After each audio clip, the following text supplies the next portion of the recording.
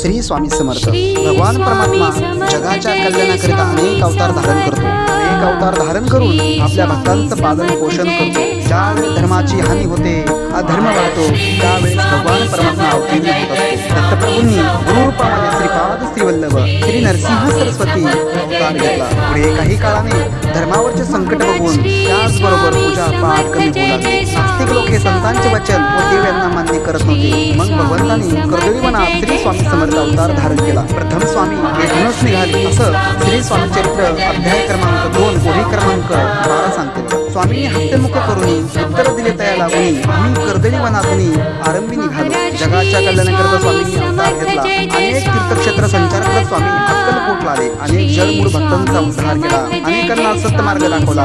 स्वामी सांगत असतात, जो भक्त माझी निस्वार्थपणे सेवा करेल मी सदैव त्यांच्या पाठीशी आहे. भिऊ नकोस, मी तुझ्या पाठीशी आहे.